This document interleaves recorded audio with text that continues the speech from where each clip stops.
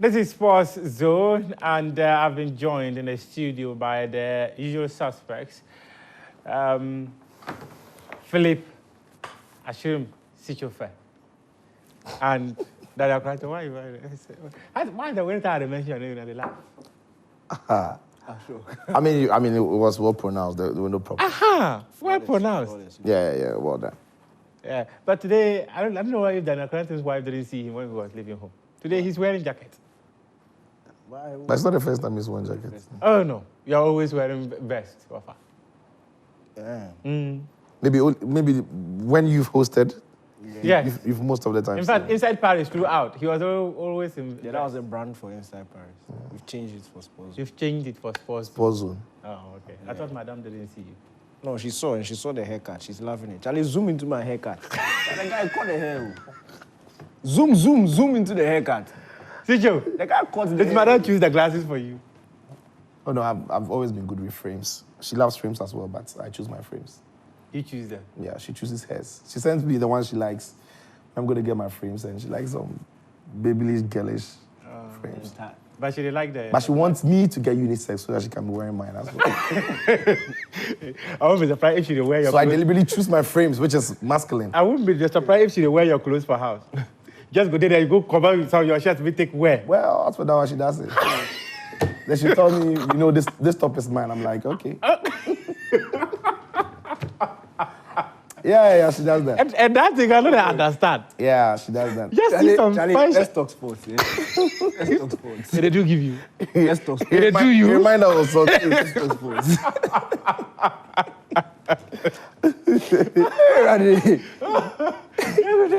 You know if you wear your own, you go come out your own, wear and simple, come out.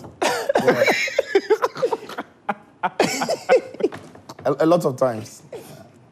But yeah. Let's talk sports. Let's talk sports. Thank you. Show proudly brought to you by Syntex Tank. What is your preferred color of tank? Syntex Tank has it. What guarantee do you want? Syntex Tank has it. What kind of inner layer do you want? Double, triple, quadruple, as many inner layers as you want. Syntex has it too. So remember, no matter your water needs, Syntex has it. Syntex Tank, strong, tough. Well, we have over 300 agents nationwide. So if you want to order, call this number, 0244 335 168, 0244 335 168. Or you can visit them on social media, which is at Syntex Ghana, or shop online on www.syntexgh.com. Syntex Tank, strong, tough. And Kivo 4-in-1 Gary Soakins mix. Are you feeling hungry right now? I remember Sicho said that Mohamed Kudus is extremely good for West Ham and the Black Stars because of Kivo Gary. As a Nima boy, Gary there you go to chop. So if you are feeling hungry right now, Kivo 4-in-1 mix Soakins is the easiest way for you to access. Just go to a nearby provision shop and get yourself some Kivo Gary, and you will be satisfied within the next 5 minutes. And Kivo 4-in-1 Gary, it has crunchy granite, it has creamy milk and sugar. So all you need is just to add water and you're good to go. No stress, just a delicious taste for you. Enjoy it at the office if you're in the office and you're hungry, if you're a student and you're hungry, if you're too busy to fix something that will take a while to be ready. Kivo 4-in-1 Gary is the one for you. It is available at various markets and retail shops nationwide. Kivo 4-in-1 Gary Soakins, easy, and this advert is approved by the FDA. Let's bring you highlights of how USA won gold in the 4x400 meters final, and how Letile Tebogo, did one of the incredible split times of 43.04 seconds ever witnessed in the Olympic Games. What a race that was, what a race. And Letile Tebogo and Botswana winning silver in the men's 4x400 meters. And as you saw earlier, the USA won the women's 4x400 meters as well. We've also been joined by Fentio Tahiru, who was in the City of Love to have some fun. In fact, he told us earlier that by the time the Olympic Games were over, he was going to get some 6 packs. Let me see if he has 6 packs now. Friend, how many packs do you have now? Are they 3 or 2?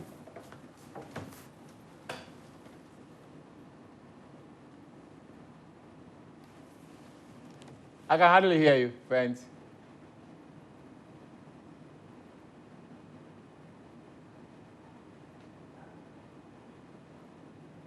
Unfortunately, we cannot hear friends. It be like your man lose weight, though.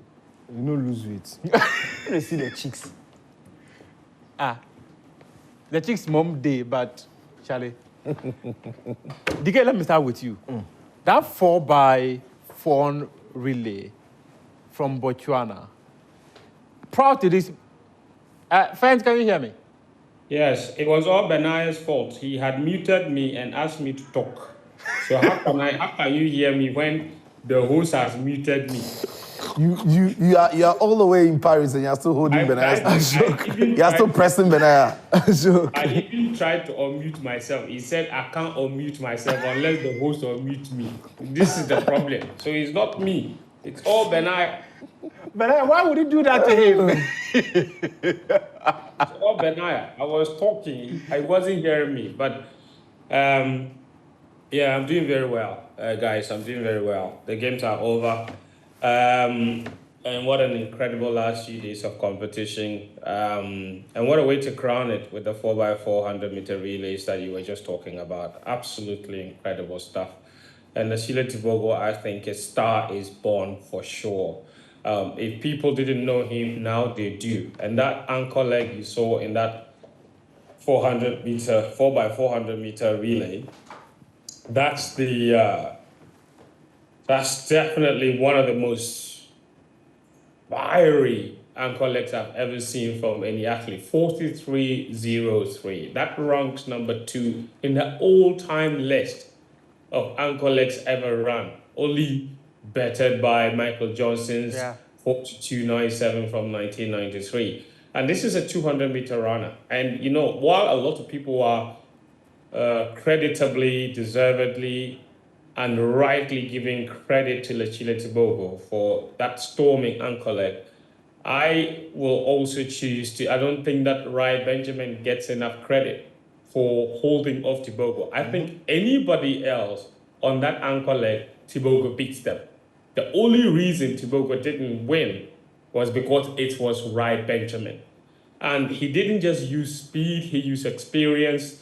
And he spoke in the press conference and I was there. He said, this is the most calculative race he's ever run.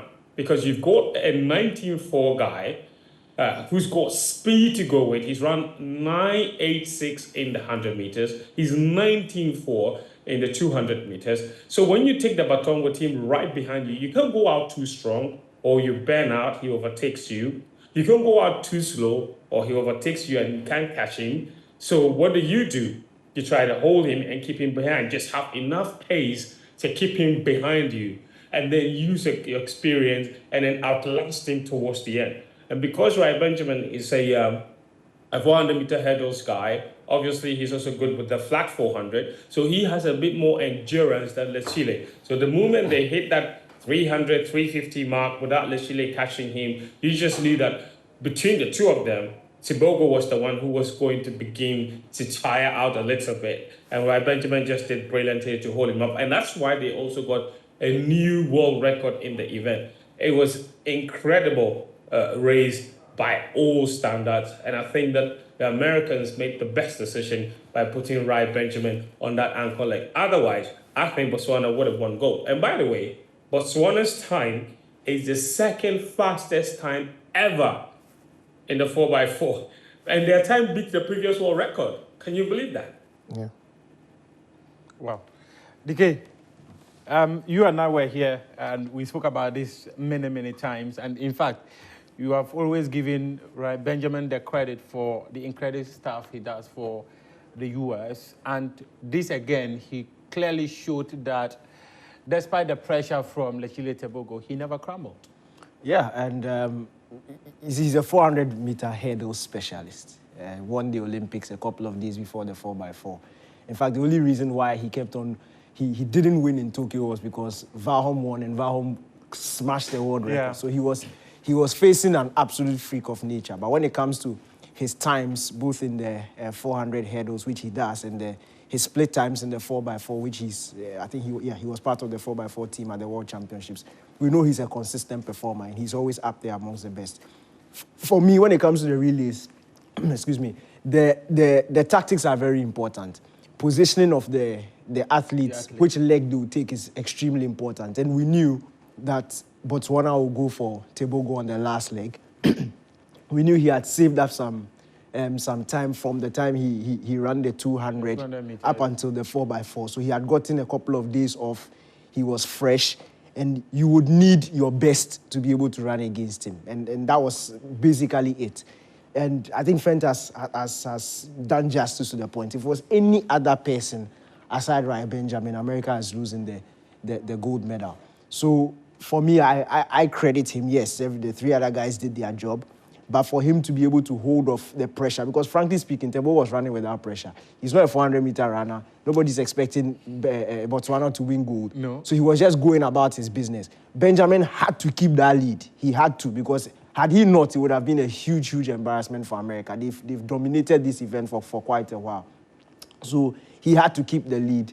And again, USA, if they stretch the finishing line, he still would have won. If they push you 50 meters, he still would have won. So you're definitely shading me. Yeah, you mentioned it. I have to direct it to you. Yeah, but Sicho, you have a 200-meter specialist lead Botswana to a silver medal at the global stage. As Fent mentioned, a star is born in Lechile Tebogo. Yeah, a star is born. The name is not going to be forgotten. I think it's one of the names that is going to leave this Olympics being as one of the key names that people remember because of the iconic performance that he put on show from 100 to 200 now to the 4x400. And so I thought he was incredible on the day. He was brilliant. Look, and Fetcher says it. We've seen a lot of athletes start well, especially in 400 meters. Yeah. Whether it's the flat race or it's the relay, start very well, try to get a gap, get an advantage over their opponents. And by the time they are crossing maybe the first 250, they are tiring and people are catching up.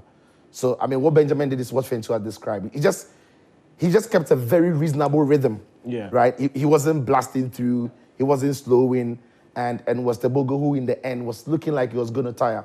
But there's more credit to him. But that's the thing, really.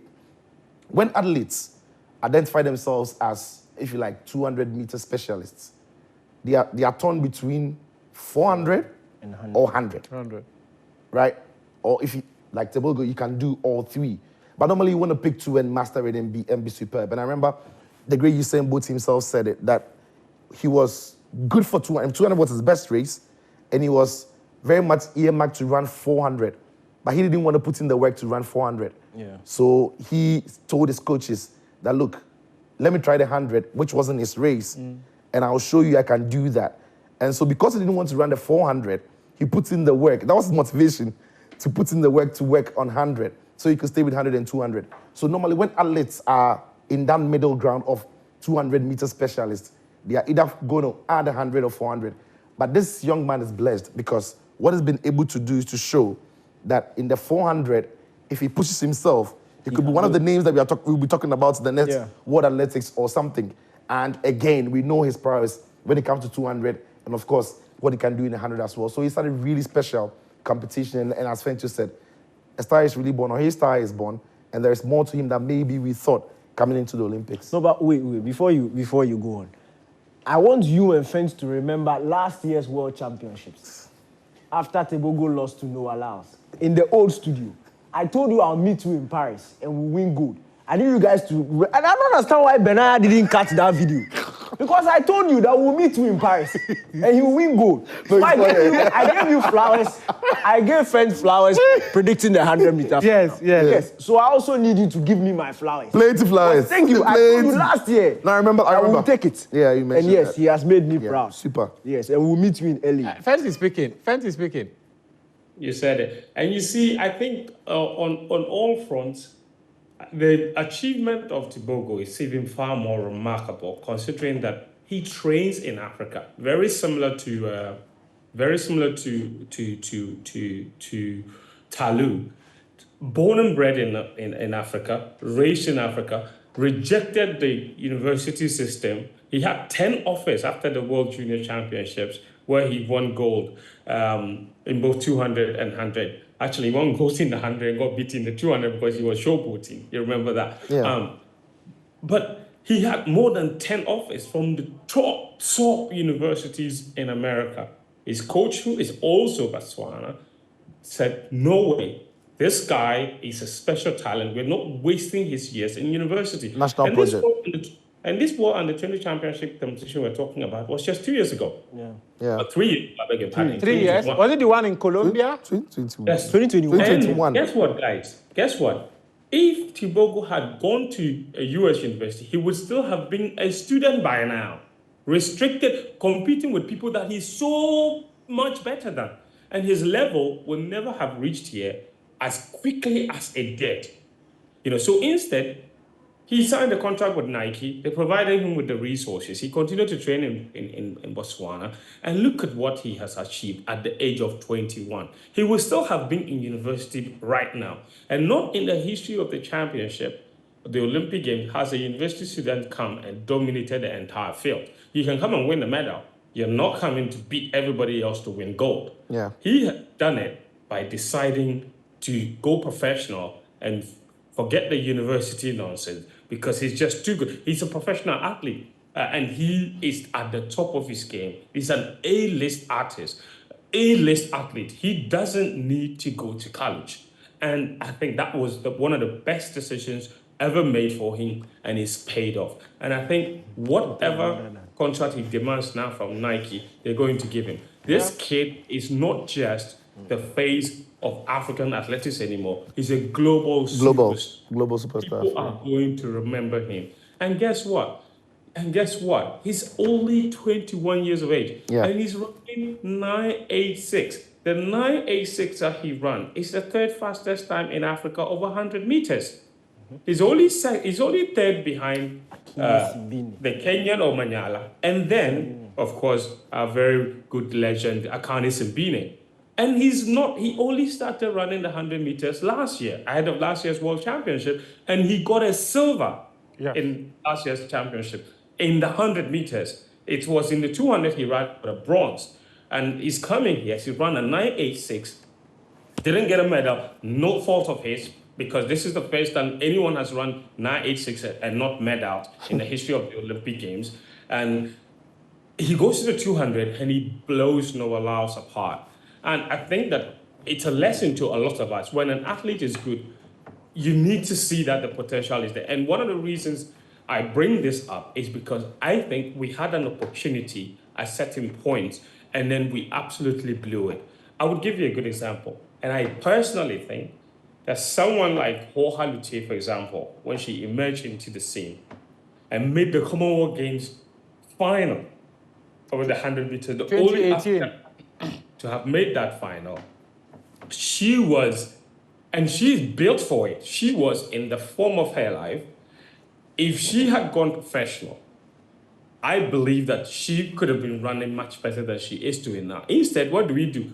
We sent her off to college. It's not even the top. It's not a D1 school. It's not a D2 school. It's junior college. She goes there. She's done with first degree. She's running worse than she was running when she completed AMAS, when she made the Commonwealth Games final in 2018. What have we done?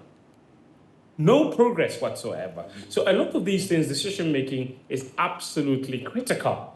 And I think that it is not, and I've had this conversation with the guys at Ghana Athletics, that the US collegiate system is not always the best option, especially when you find a very unique talent.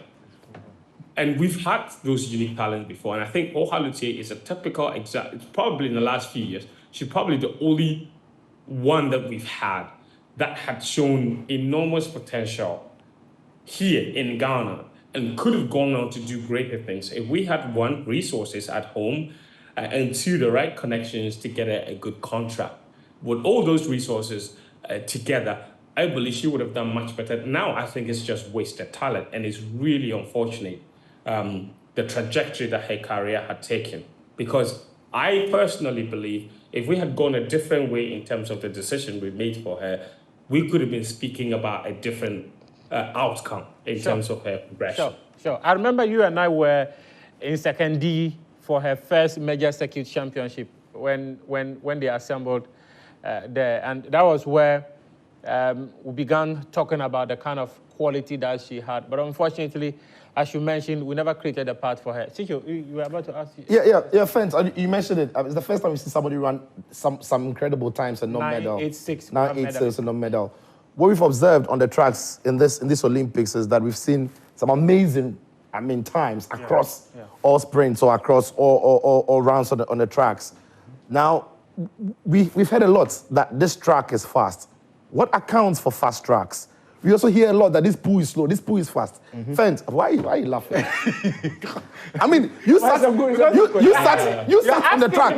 Technical question. No, he sat on the pool when they sat on the track, crossed his legs, posed for a beautiful picture. This is why. And the funny thing is that every major championship Fence has gone to, he will sit on the track and take a picture. Yeah, so he saw the feel of all these tracks. Yes. Fentu, or Fenty, for the purposes of Paris.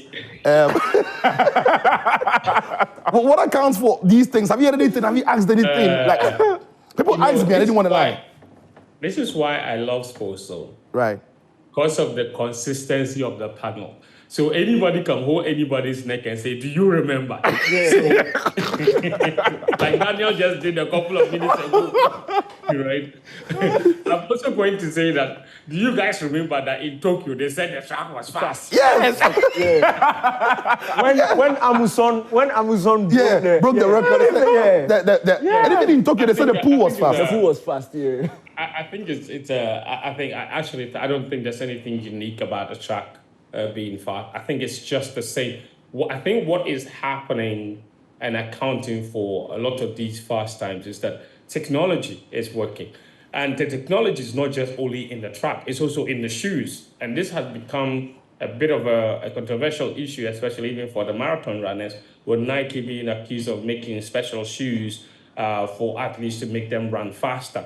But I think the bottom line is that is what the whole idea of sports is. Even it's happening in football. The technology is coming in to improve the outcomes and make competition better. And I think the track, as for the track, it is a standard Mundo track. The people who made the same Tokyo track, they're the very ones who laid this track. You mean those who laid a University of Ghana track? Those who laid the University of Ghana track. The reason, fantastic. Now, the reason the University of Ghana times were not fast, I think that a lot of people have been speaking about it because at the University of Ghana, there was no single track event where any single athlete was able to even run an Olympic standard time. Yeah. There are reasons for it.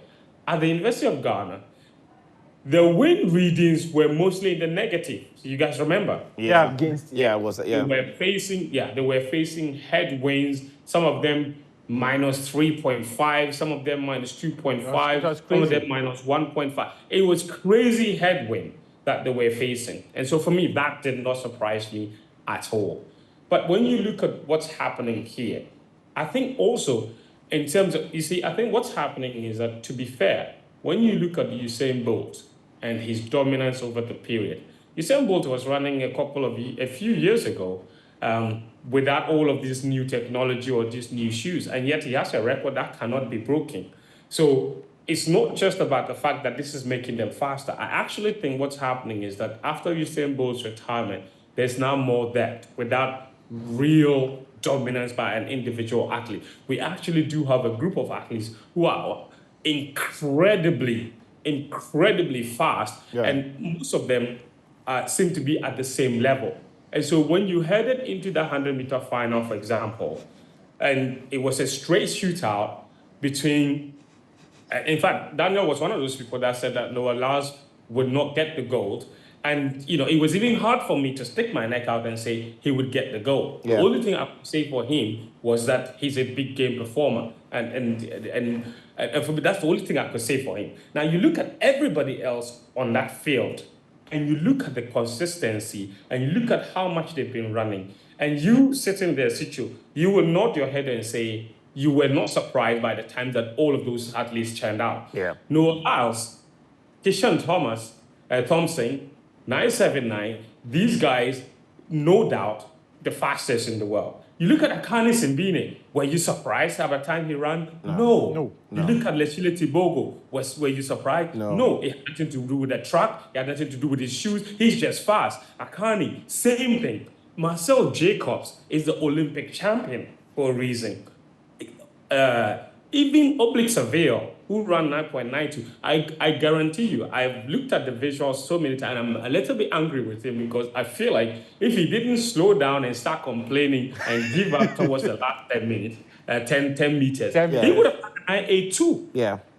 And that would have been the first time every single member of a 100-meter race has done a 9.8, and only 3 of them ended up with medals. So I think we have more depth now.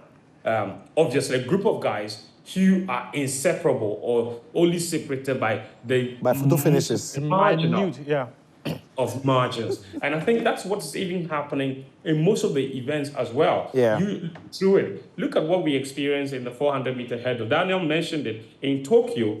The 3 guys that won are the same 3 guys who won this time around. Yeah. But the last time he mentioned Rai Benjamin, who got the silver at the time. Yeah. When he ran the silver winning time behind Carsten Boholm, Rai Benjamin's time was faster than the previous world record. Yeah. And Alison Dos Santos' time was only 0.02 seconds outside of the previous world record. And the consistency is there. They've come in here, they've shown that they've only changed the order. One has gone to gold, the other has reverted to, but it's the same guys. You go to the high jump. For the first time ever, 2 guys had to share a gold medal. There was nothing to separate them. You look at the women's 400 meters, for example, and you look at there was no surprise, and that's why I feel very, very embarrassed to have seen how much people hounded Salwa Ignasa for her missed drug test and the 2-year ban that she said. You see, people forget that Salwa Ignasa did not come out of nowhere to win that gold medal running the 3rd fastest time ever over 400 meters in Doha. She was a world under-20 champion. So she had been coming. The progression had been there, so you could tell that she was coming. And so when she gets the gold in Doha, she gets banned for mistake. She said she was vacationing in Nigeria and that there was network problem. That's a different It's true. But I'm surprised. It's true. But I'm saying that if someone like this serves a ban and comes back and she gets a silver medal, there really is no argument whatsoever. Like you can see the trajectory of the person's career, and you know that you're not surprised. You look at Marilady Paulinho, who broke the 400-meter world record, Olympic record, which Marie-José Perec set in 1996. The whole of last year up until this point, in fact, the last 2 years, you agree with it, there's nobody who has run better than her. Yeah. You know, so the consistency, and I think that for me, that is what we are seeing. We are seeing a group of athletes who have so much competition, they're pushing each other. And look at the way, even look at someone like Sydney McLaughlin and why she keeps breaking the record. Sydney McLaughlin would not have broken all those records when she burst onto the scene if she didn't have Delilah Muhammad, for example, to compete. So the quality of the competition is pushing the guys to achieve incredible things. And the same can even be said about Usain Bolt.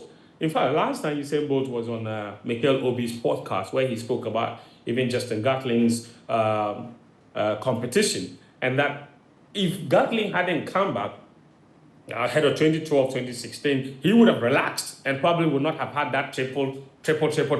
Yeah. So I think right now we have competition that is pushing the guys to achieve absolutely. Even, thank you very much. I even remember this one. Look at the straight shootout between the Pakistani athlete and the Indian athlete, Chopra, in the javelin throw. So everywhere you look in track and field now, there is very close competition between a group of athletes, and I think that is what is pushing them to achieve the things that they are pushing. Actually, look, even the relays that you mentioned just before, even the relays, Daniel, we only know the only reason America had to run a world record time was because Tibogo was fast. Because if you don't do that, you don't win. Yeah. The same thing can be said of even America's 4x400 meter women. Yeah. That's why they drafted in Sydney. That's why they yeah. drafted in. That's why. Gabby Thomas. Tamia Little, Gabby Yeah, Gabby Thomas, Thomas is the and third, Alexis Holmes. Because if they didn't, who was there? Bo. Femke Bo. You put anybody else there, they don't establish a commanding lead, and Femke Bo takes that baton. Job done. She will come and pass as though you were not there.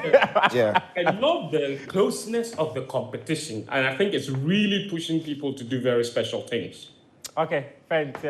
Just stay with us. We'll come back to you. But Benaya, let's have the highlights of how the USA won the gold medal in the basketball final when they came up against. Oh God!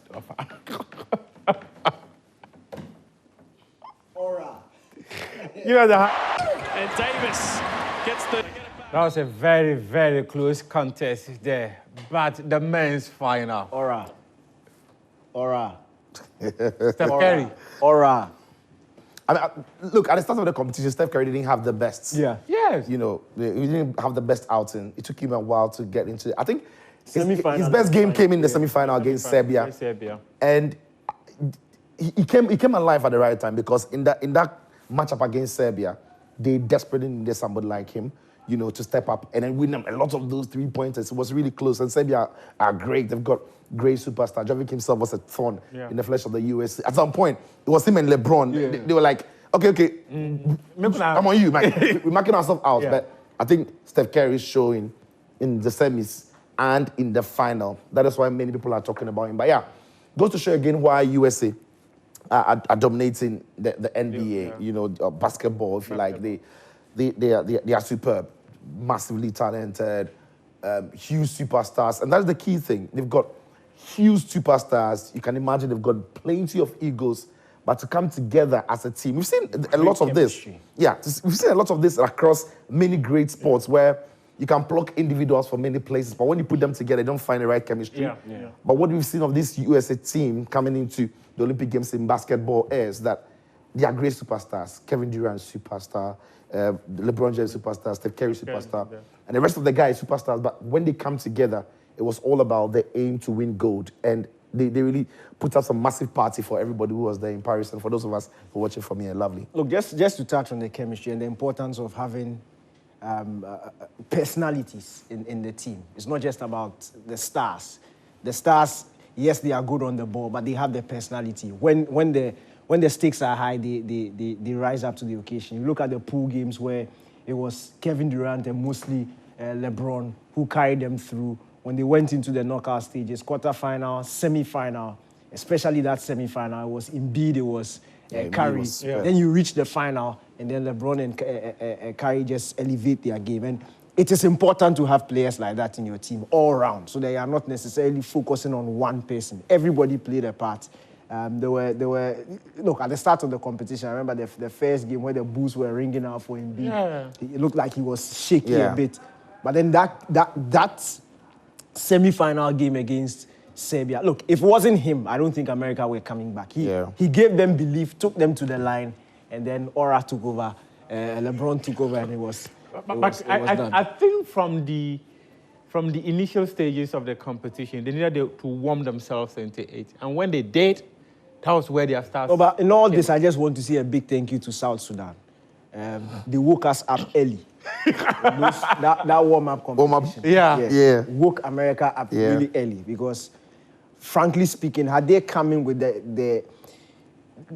that disposition into the competition, there could easily have been a shock, especially facing Serbia twice, world champions twice in this, the first pool game and then the semi-final. Had they not woken up early, had they not quickly warmed themselves up into the competition, it could be trouble. So thank you very much, South Sudan. And it speaks about character. It's important because in those matchups against Serbia, and in fact against France, especially Serbia, there were times where the USA came under pressure. But the way those big boys took that pressure especially that semi-final and responded. You know, against any other team, I'm thinking Serbia goes through to the final. But it just goes back to the experience, the number of times they've been here before, the number of times they've gone through games like this. They just had it under control. They didn't panic. And then when they got their mojo going, they were unstoppable. Charlie, the aura. Was under pressure. For them to pick some of the baskets they were picking under the pressure, it was immense. Because we all recall that semi-final when Serbia were in that league. Yeah. They popped out of the blue. No, you see, to be honest, the reason why I love Olympic basketball and I love the USA men's national, you see, the aura no picture. 2012. Yeah. 2012. Yeah. Kobe. Yeah. LeBron. Harden. Yeah. Charlie, like Just the best of the best. the best of the best of and showing everybody how it's done. And Charlie, no matter the predicament they find themselves, somebody will rise up. Yeah. Like, And clearly, I just think that one of the things that often stand tall for them is the fact that they always find someone to rise. yeah. They have the quality individually, right? And you need to find a chemistry within this quality to be able to gel and produce the result. And this is what they're always able to do very well for the US. Friends, are you still with us? Of course. Do I have somewhere to go? I thought you were dozing. You haven't discharged me yet, so I'm still here. I thought you were dozing. Aura. Did you get a chance of watching any of these basketball matches in Paris? Didn't I report about it? Where's your memory? No, you did, but were you inside the arena? Of course I was. Daniel, what is wrong with this guy? No, relax. Didn't I go to the South Sudan US game? Oh, yes. And you don't actually mind brought him. us Don't mind the him. conversation with Steph Curry. Yeah, memory failure. Don't Forgive. mind him. His He's old. memory I've has been failed telling him. you that this guy is old. I've been telling you, he's Can you old. imagine? I even interviewed Steph Curry. And Yes, I just said it. I just said it. I remember now. Memory failure. Aura. You reach you. But you know, that was, and you guys are right. That was one of the matches. Steph was so poor, nothing was happening for him. Yeah. Like the free throws, even free throws he was missing. The 3-pointers weren't coming, and the rotation also didn't help because he didn't get enough rhythm into his game. But yeah, he absolutely spot on when you say he's coming to form at the right time, semi-final, final match. And I think that is basically what you get for having a team of born winners, really, because at any time, any of them can step up. I think overall, LeBron James has been the best player at this competition. Right from the very beginning, he's been consistent, he's carried the team, and when he's needed Steph to step up and help, Steph has stepped up and helped. And I think the US basketball is one of the reasons. In my view, the Olympic Games is carried by two sports, track and field and basketball. Basketball mostly because that's why there's a reason, guys, why a lot of the team sport at the Olympics, there's age restriction to it. Basketball, bring the best players because then it sells. You know, and it's an absolute wonderful competition.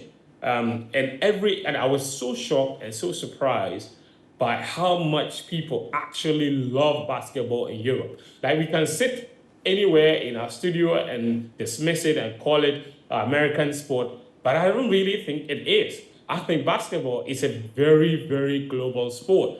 Basketball was the only sport at this championship that sold out every single match.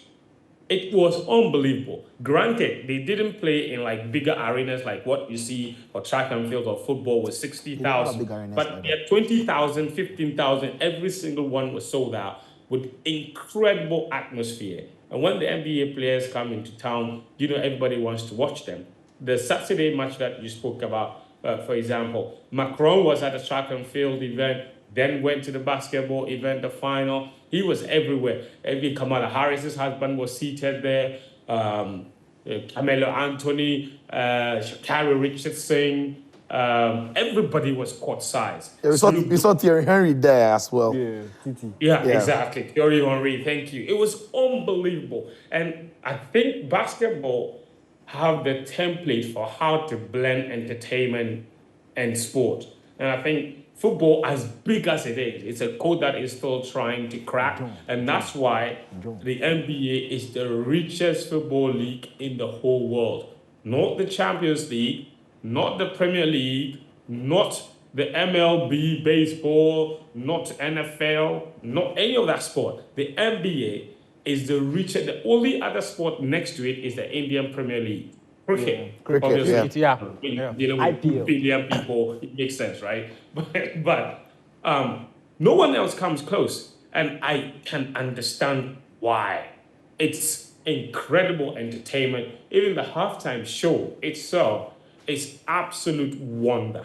And, you know, for US basketball, it's never been done before. Since 2004, they've won every single one of them. Yeah. I think the ones that have come close is also their women, right? The women have also won. I think they've also won 7. back to back to back. Like seven, is it 7 or 8 consecutively? Yeah.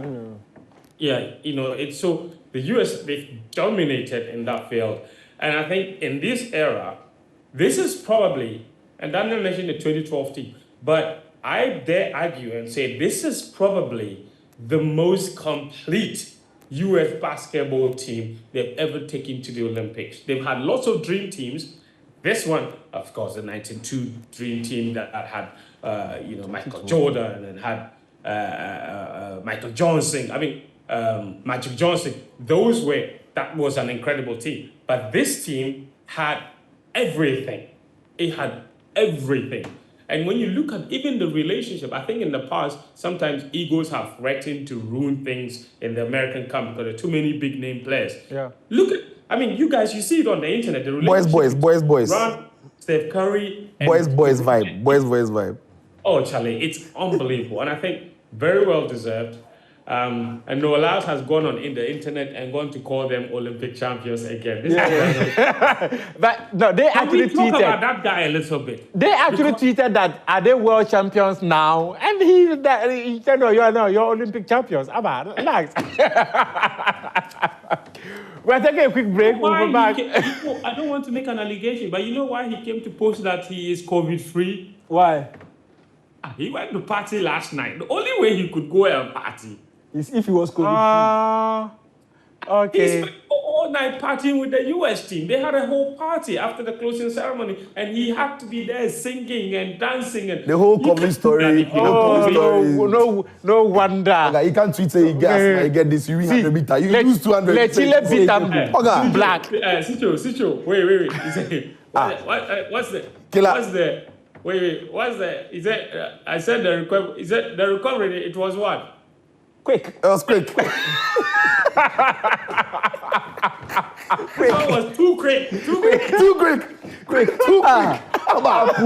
The same COVID we know, the same COVID way we know. And then when I COVID sharp, I know you. Now, they come out for 48 hours, but it disappeared. The same COVID that we know. It disappeared. Right, It right, disappeared. yeah. They shoot me finish. This guy, man. Let's take a quick break. Fent, you can go and sleep. Guys, Yes. look at the timeline. Look at the timeline. Tuesday, you went to 100 meters. Yeah. Wednesday, do presser. You say when you get around the bend, the others will be depressed. Thursday, you train lose. well. Friday, you lose 200. Then you have COVID. Saturday, you have recovered from COVID. Sunday, you are partying. And the reports that came was that he knew he had COVID 2 days before the 200 meter race, and that was why he wasn't even part of And the next day, the when 4x100 heat or semi-final. He pulled out of the 4x100. Come on. Bonga. Let Chile beat them. Make it just. When he came to collect his bronze medal, he was wearing a mask. Yes. Hello. Settings, man. Settings. And in fact, sleep or something. when the World Athletics Council came to shake the hand, he said, no handshake. He gave him elbow. Meanwhile, when you were partying, you couldn't breathe. It was human beings who were carrying you onto the... Anyway, I'm the one to COVID. Bonga. Let's take a quick break and come back. Fent, you can go and sleep. It's been wonderful having you join us for this conversation. We appreciate Fent covered the Olympic Games for us, and then he brought up so much. No, he bought. Hey. He was. Guys, All right. I have lost track. Please, can you guys help me right now?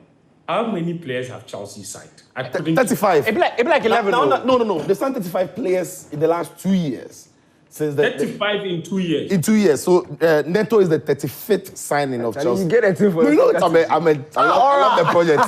So I have to keep Wait. So wait. So this season alone, while I was in Paris, how many? Because it was like one day, one signing. It'll be like 11. I should say by midnight, half another one go up. So let's see. Let's wait by close of the day. We can calculate. Yeah, we'll give you the numbers after. We look close.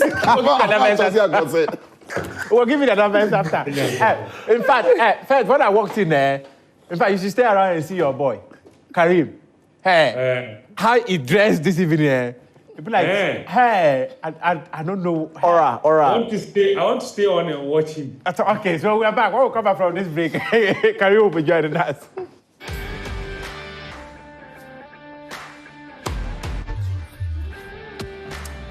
Welcome back from the break. This is Sports Zone. I am Muftau Nabila Abdullahi, and I'm in the studio with Daniel Cranthane and Sichofe Ashurun Philip.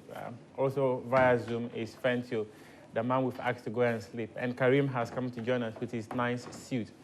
I'm not too sure the brand he's wearing, but this actually looks more cuter than I thought. Karim. What a good start. I know you say it. What should I say? What you've just said is what I expected. You look fine. Thank you. You're a good man. So I'll save. What about Daniel Cranthane? He's my friend. He knows I know he's a good man, and he knows I'm a good man. But some days, he knows what can come. What can come? What do you have for us tonight? So we gave them Fenty Tahir, a jewel, to do the services. You know, a club like Ajax, when they have good players. Relax. So you were selling Fetio to what? It's not that we were selling. We had given him out to them on loan for 1 year. You know, Ajax, a club like Ajax, when they have a good player, they consider that, Real Madrid, you are big. And we want the player to progress, and we want our money. We gave them gold, diamond. You gave them who? Is it Fent? Yes, Fente. we gave them diamond. Fente Tahir. Fente Tahir. Because he's in France. Fente. Yes, Tahir. Okay. So we gave him to them to run the commentary for the Olympic Games, but conspicuously, not even one event, we didn't see him. So we've taken him back. We've recalled him from the 1 year loan from OBS, Olympic Broadcasting Services. So MGL. Do you know what is going to happen? What will happen? In 4 years, we, MGL, they are going to buy the global rights for the Olympic Games so that we will put him there. So that nobody will deceive us. No, they won't deceive us again. And do you know what? We will put him there. Yes. So, do you know what will happen? Now, for us to do that, the companies, they should start bringing the money so that we'll go and buy the money. Like Kivo Gary? Yes, they should join Kivo and what is the name of it? Syntex Tank. So that we'll buy the... so that we'll buy the rice and put Fento there to do the commentary. Simple. Fento. Bye-bye.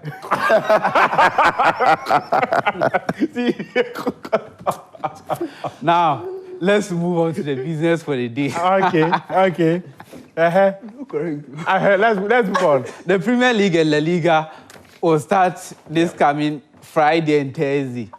So, we are looking at the players, the Ghanaian players that will be playing in La Liga and Premier League. So, when you are watching, you have to look out for the Ghanaian players there. Then, the first of them is Assistant Kapi, who is now a lot of people are considering as a captain. Thomas Partey, he is in his 4th season with Arsenal and will be going into the final year of his contract. 4 seasons at Arsenal, 95 games in the Premier League, 5 goals. Then Starboy, Mo Kudus, going into the 2nd season, big expectations.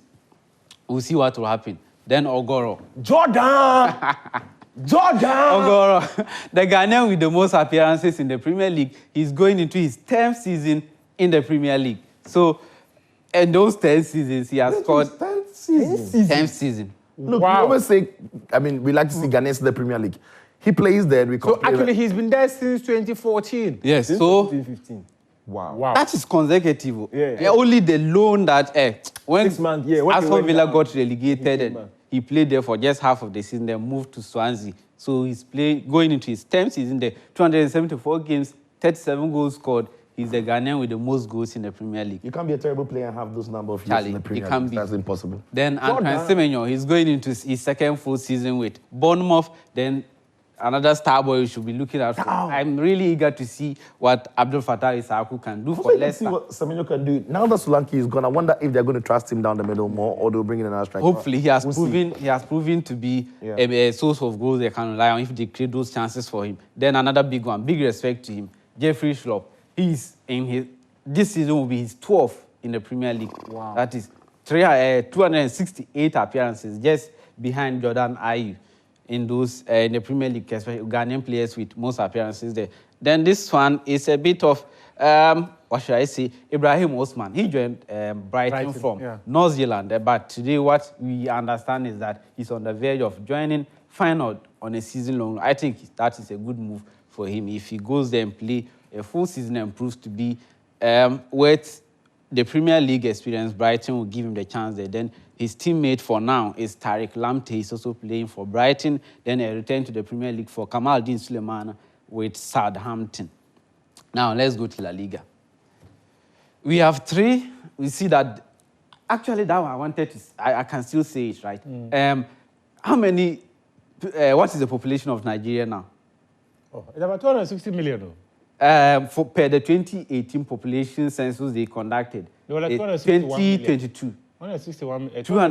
2022, 280 million and more.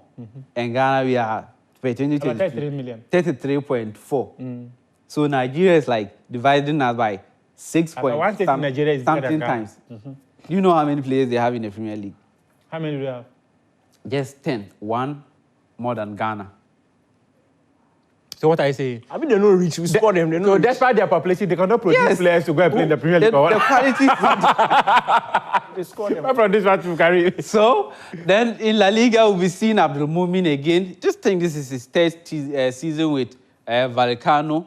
And this is, I hope he will get the consistent run of games. Then Joseph Edu after that, about 9 months out with injury. He's back. And he's fit again. Hopefully, he can get his best form back. Then our best player in La Liga, Iñaki Williams, racking up those goals and assists for Athletic Club and leading them to a title last season. Hopefully, then... He's a married man now, so yes. the blessings of marriage will come upon you. You'll be fine this season. So, Muftau, then before I go, you know, when you are growing Another philosophical thing that you carry come. You know, when you are growing up in a big family, there are some people that become like family friends. Yes. They are grown already, and they will hold your hand and drag you around. It's one of that family friend's birthday today. Hakim Benin. Shout out to him. Happy birthday. Are you you actually came and used my airtime to do shout out on my brother. Hey, Hakim Benny. I love that. Hey, you, man. Yeah, let's clap for let's clap. Have a great one. Super. You've done well. Okay. Hakim, we have seen it on TV. We have seen you on TV. Yeah, your brother is on TV, so you have to market you on TV. Hey, God bless him. I've sorted you, okay? See you next week. See you. Hey, Karim.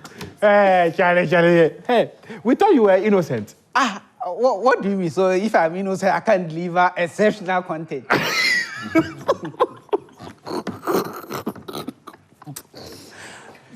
Show proudly brought to you by Syntax Tank. What is the preferred color of tank that you need? Syntax has it. What kind of inner layer do you want? Double, triple, quadruple, as many layers as you want. Syntax has it too. So remember, no matter what your water needs, Syntax has it. Syntax Tank, strong, air tough. You can call us on 0244 335168. 0244 335168. We have about 300 agents nationwide. Or you can also visit us on social media on at Syntax Ghana or shop online on www.syntexgh.com. Syntex tank, air strong, air tough. And Kivo 4-in-1 Gary Soakings mix.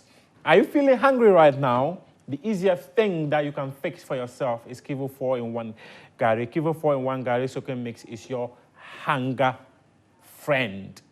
So just ensure that just go to a nearby provision shop in your house or wherever. If you're busy in the office, the easiest thing you can get satisfy yourself is Kivo Gary. It has crunchy granite, it has milk, and it has sugar as well. All you need is just to add water to it, and then you'll be ready to go.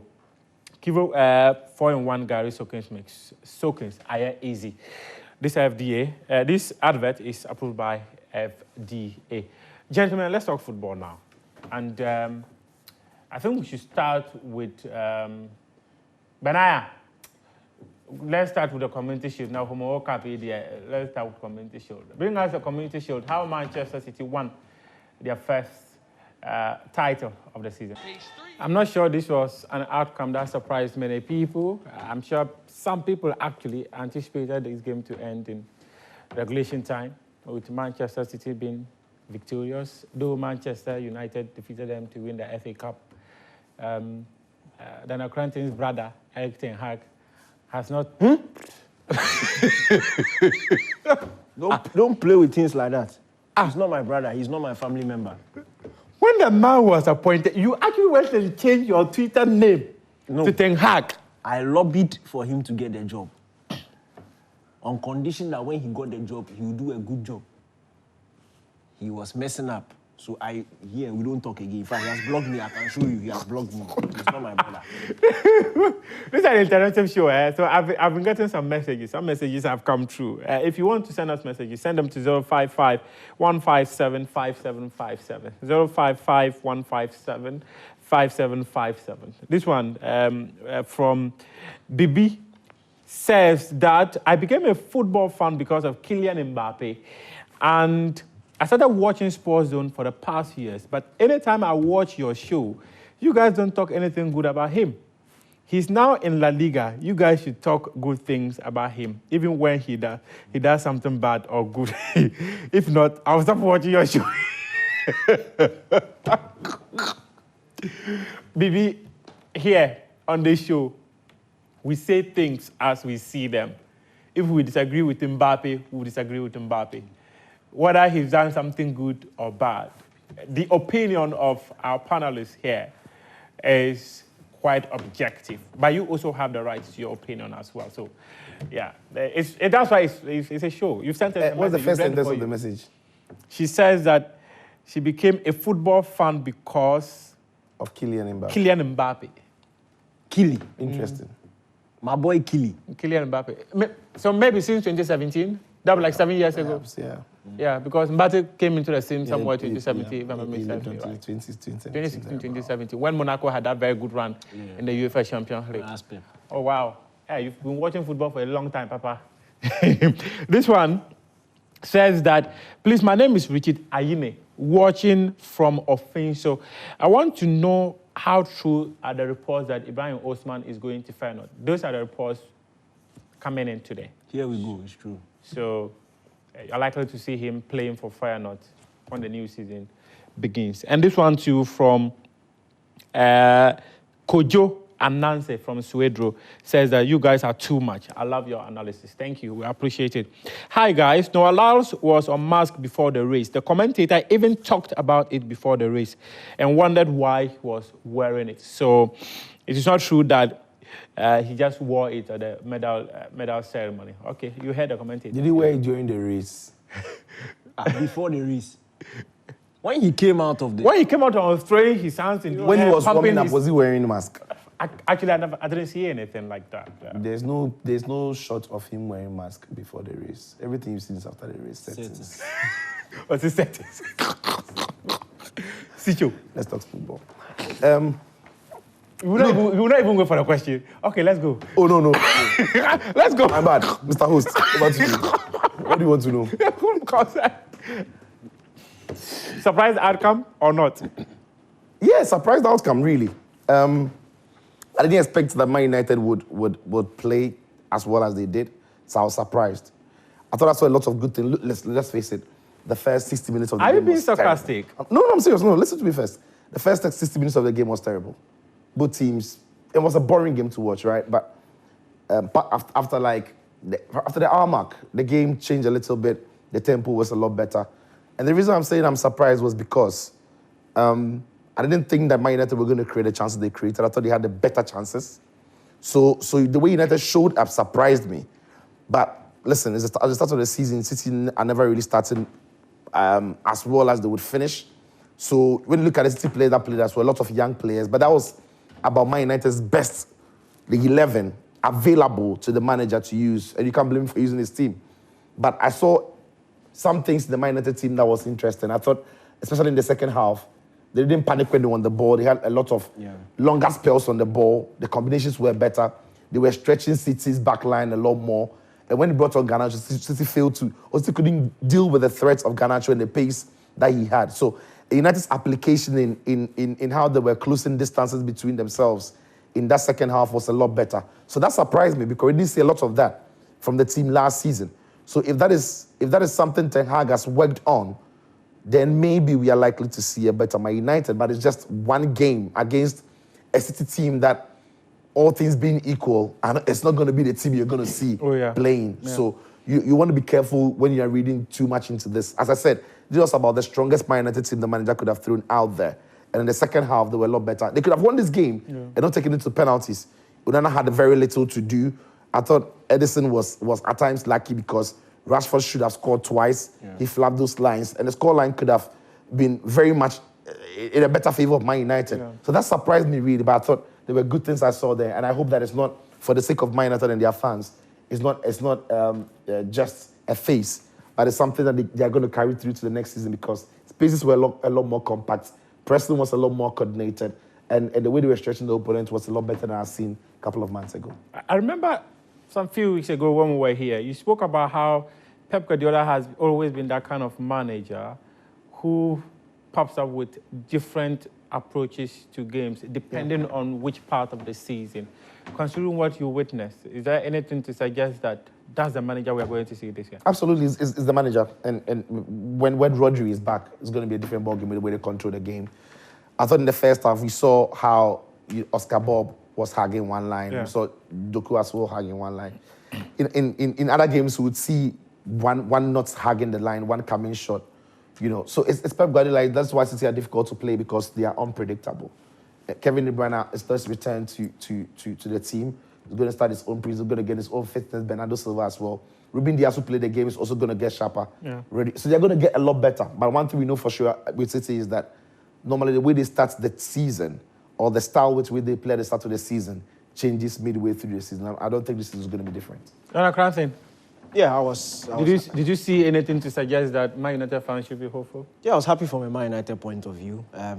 The first 60 minutes City was talking about surprised me because Man City were not able to fashion out chances for me against a makeshift Man United defense. Evans and Maguire at centre-back with Martinez playing at left-back. I thought United would struggle defensively, but as a unit, they kept it compact. They made it difficult for City to breach. The only thing that was difficult for them was building from the back. And obviously, when the likes of Maguire and co are not necessarily the best, but it got better with time. And what encouraged me was their attacking patterns. United seemed to create chances where very well-worked movement, well-worked passing. It looked very synchronized. And it wasn't the usual give the ball to Bruno and let him figure out some magic. It was very good movement. So remember the Amar chance where he decided to pass it to Mount. It was a very nice 1-2 between himself and Casemiro. The Rashford chance in the first half where he hit it wide. Brilliant movement from the players. Then in the second half, the one over the top to Garnacho. Last season, Garnacho would have taken 2 touches before he passed. This time it was a one-time pass. He saw the run of Rashford. So individual decision-making, attacking patterns encouraged me. United created some really good chances. Obviously, you would want them to be putting the ball in the back of the net. Yeah. But Sexy is coming. He didn't play the game. He would come. The likes of Højlund will recover from injury. De Ligt has come. In fact, I was actually going to ask how De Ligt improves this team. Look, Maguire is the one who started. Maguire is the one who started.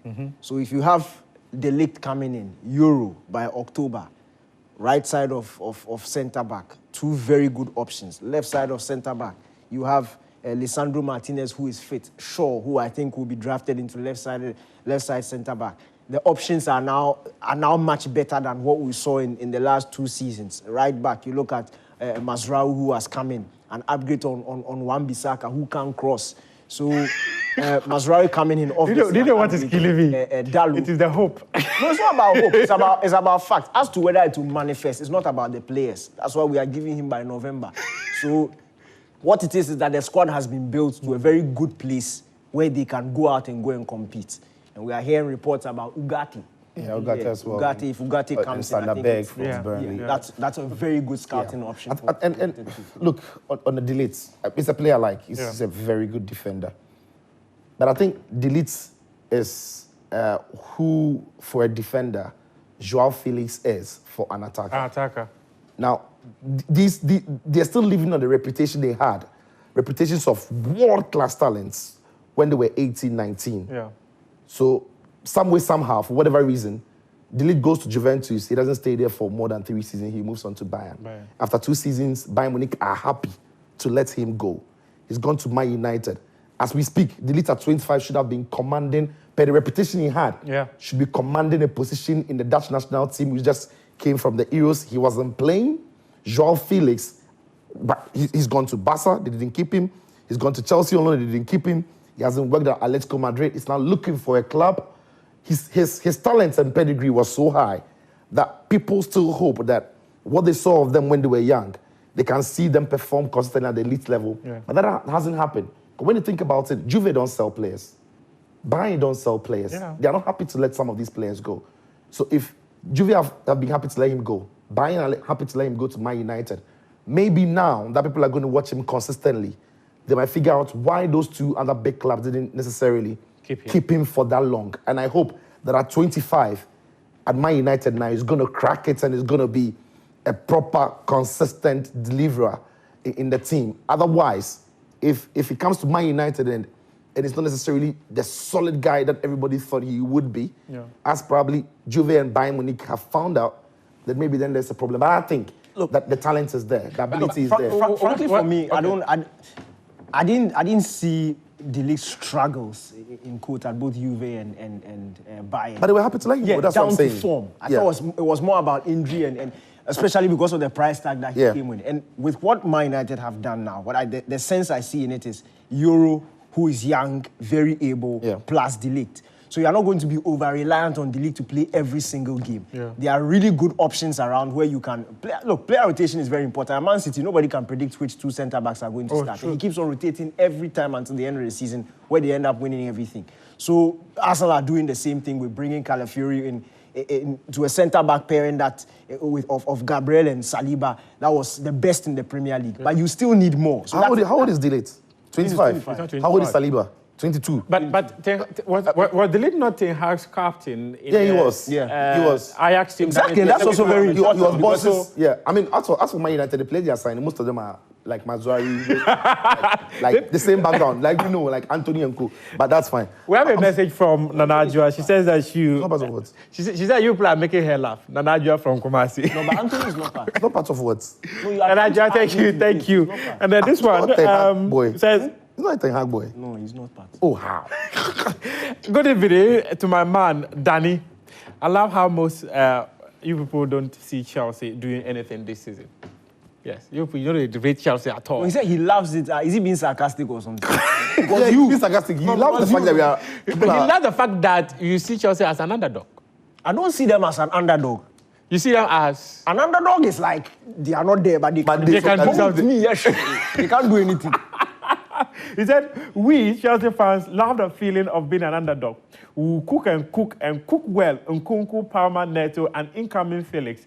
And then he said, I'm somehow worried for our defenders. And that's the problem. Though. If you spend... We will do Takashi and Inshallah. If you spend over $1 billion and you consider yourself as an underdog, that in itself it's a serious problem. Because no serious team with the caliber of Chelsea spends over $1 billion in 18 months and I didn't show up at the start of the Premier League and feel like I'm one of the favourites. That is a big problem. Does Arsenal have a chance to beat Man City to the title this season? Arsenal win the league. Sicho. Arsenal will blame Man City for not winning the league, for their failure to win the league. And guess what? By April next year, we see that trailer. Arsenal will blame. Arsenal will come and tell us that Arsenal are too good. But for City, they would win. You hear the excuses again. Arsenal win the league. City, if they are lucky in pool, if they are lucky in pool, they will finish second. Okay. If they are lucky. Okay. What about Liverpool? Where do you think Liverpool will finish? Oh, they will make the top 4. They'll make the top 4. Yeah, I think City are going to win it. I think Arsenal are still going to compete like they did last season. Liverpool probably come in third. I'm still not sure who comes in fourth. But will you be disappointed if Arteta doesn't win it? Because it's been a project that people say is quite promising, but they're not getting to the promised land. I won't be disappointed. Look, we've seen very, very good teams in eras where they've not been able to win things. And that's not necessarily because they're not good teams. It's only because some teams are just better and they've been consistently better, keep raising the bar, right? And so if Arsenal do not win, it doesn't mean that Arteta has necessarily failed and his brand of football wasn't good or it wasn't. City are just better than everybody in the Premier League at the moment. And they've made the Farmers League, they'll win it again. What, fifth time in 5 years? No, there's not a Farmers League. At least there's competition. As people always say. Competition. No, the Farmers League is La Liga. It means that Pep Guardiola should leave so that someone else can win the Premier League. They are begging him. You won't go anywhere. Arsenal win. That is our show for tonight. Thank you very much for being a part of Sports Zone here. Arsenal win. Arsenal will win. Arsenal win. Please, Benaya, cut this thing and put it aside. We'll play it in May. Arsenal will blame City for their failure to not win the league. Cut it. We'll play it in May. Thanks for being a part of the show. We appreciate your company.